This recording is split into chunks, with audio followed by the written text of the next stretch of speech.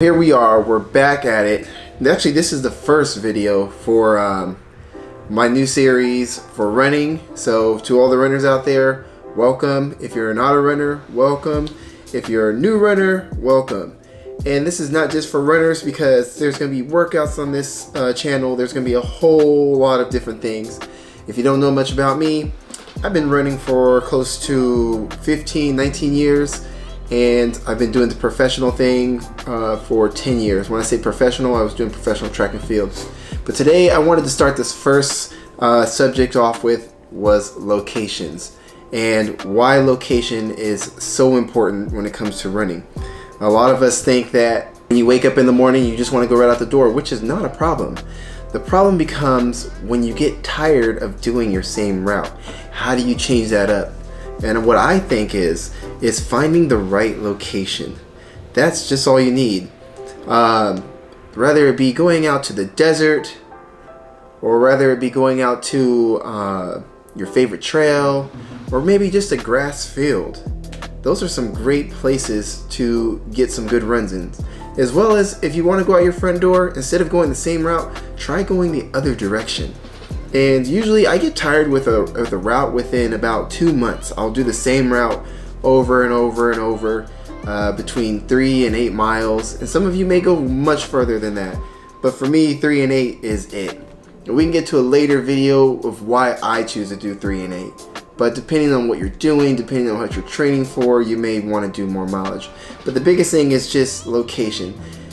And one of my reasons I think location is really important is because depending on your body, you might be a little tired, your legs might be exhausted, your feet might hurt from the shoes that you've used, depending if you have like a really cushion shoe or not so cushion shoe. Doesn't mean it's not good.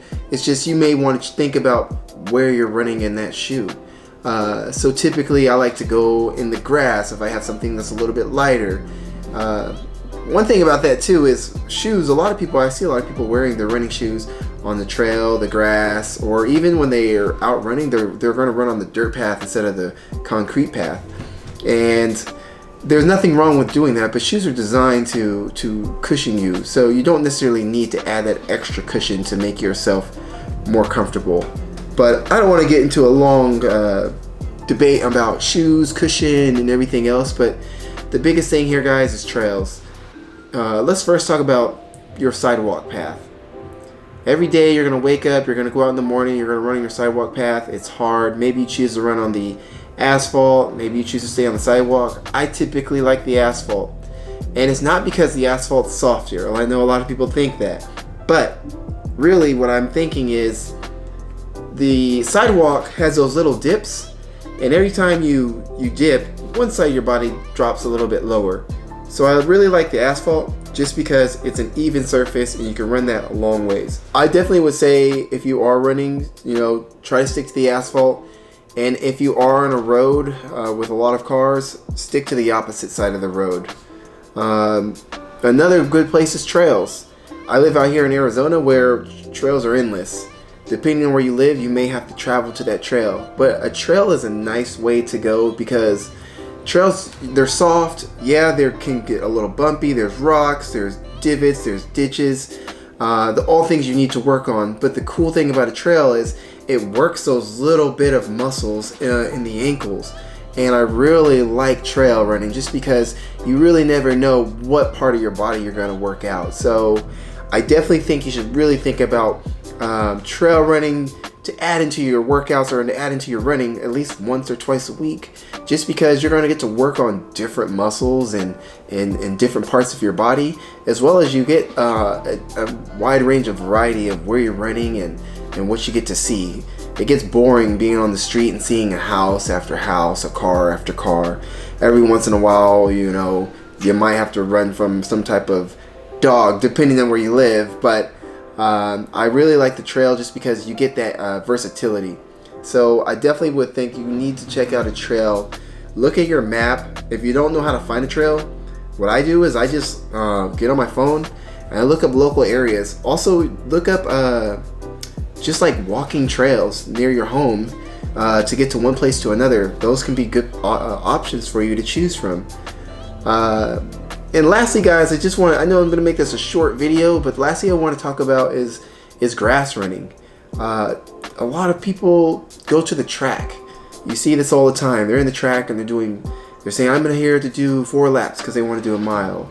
Or they go there and they do track, and I see people go to the bleachers and they're doing bleachers and they're coming back to the track. Nothing wrong with that at all.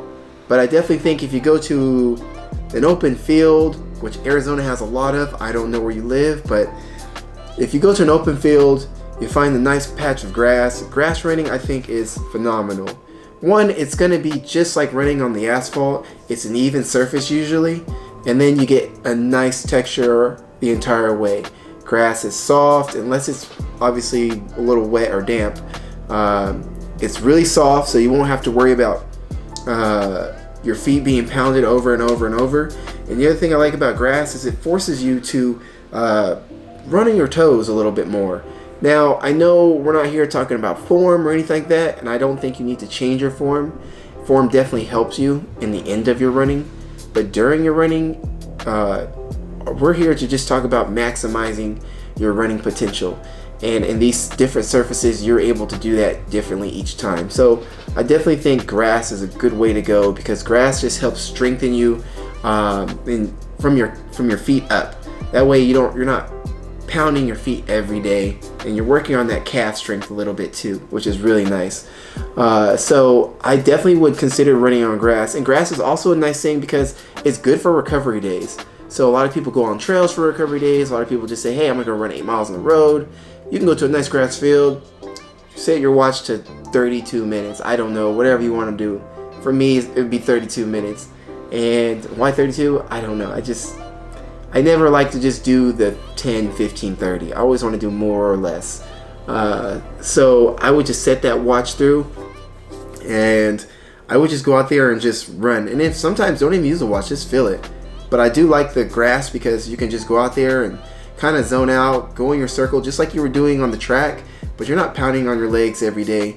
And I know a lot of people want to know exactly the distance and how far they're going, but that's probably another good thing about grass. You could end up going a little bit further and not notice it. One, just because the surface is so nice, and two, it's just a little bit bigger than a track.